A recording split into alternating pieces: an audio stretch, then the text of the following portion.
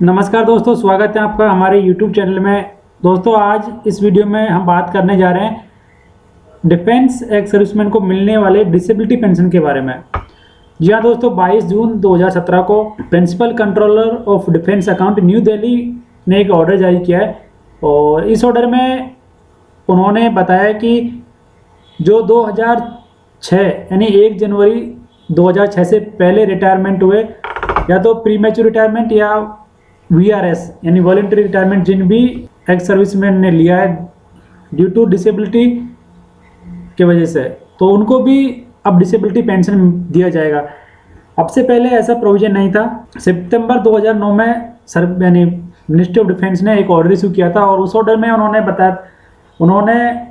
1 जनवरी 2006 या उसके बाद में जो भी रिटायर हुए सर्विस से VRS या किसी डिसेबिलिटी की वजह से, सिर्फ उनको डिसेबिलिटी पेंशन देने का सरकार का डिसीजन था।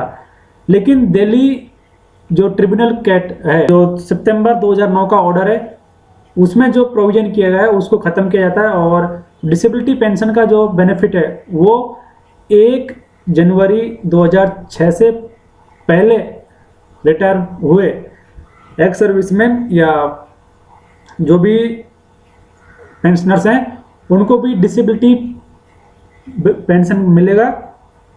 तो ये ऑर्डर आपके सामने है, जिसमें लिखा हुआ है कि grant of disability element to arm forces personnel who were retained in service despite of disability attributable to or aggravated by military services and subsequently processed on premature bar voluntary retirement prior to 1/1/2006। 2009 का जो order है वो भी आपको हम दिखा देते हैं। ये 19 मई 2017 का ऑर्डर है। इसमें उन्होंने जिक्र किया है, इसमें यानी सरकार ने एक ऑर्डर जारी किया था, ये नंबर है उसका 16/5 डेटेड 29 सितंबर 2009। तो उसमें जो 2006 के बाद में जो भी रिटायरमेंट हुए हैं उन एम्प्लॉयज़ को सिर्फ डिसेबिलिटी पेंशन का प्रोविजन था। उसके पहले जो भी रिटायरमेंट हुए थे या VRS लिया था डिसेबिलिटी की वजह से, उनको डिसेबिलिटी पेंशन नहीं दिया जा रहा था। लेकिन इसका जो ऑर्डर था, इस ऑर्डर का जो पैरा नंबर 3 था, उसमें ये प्रोविजन था कि ऑन और after discharge from service on और आफ्टर 2006 सिर्फ उन्हीं को ही डिसेबिलिटी पेंशन मिलेगा। 1 जनवरी 2006 से पहले जो रिटायर्ड आर्म्ड फोर्सेस एम्प्लॉय थे तो वो चले गए थे armed force tribunal principal branch new Delhi.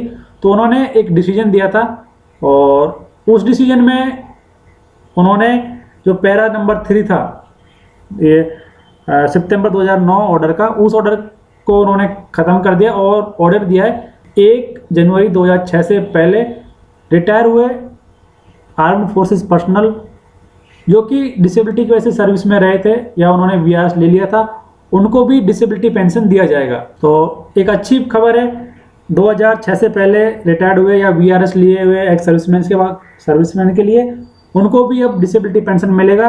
और इसमें उन्होंने दिया है कि जो डिसेबिलिटी का जो परसेंटेज है वो मिनिमम 20% होना चाहिए। यदि आपका जो डिसेबिलिटी परसेंटेज है वो 20% और उससे ज़्यादा है तो आपको डिसेबिलिटी पेंशन मिलेगी, यानी आपको डिसेबिलिटी पेंशन मिलेगी।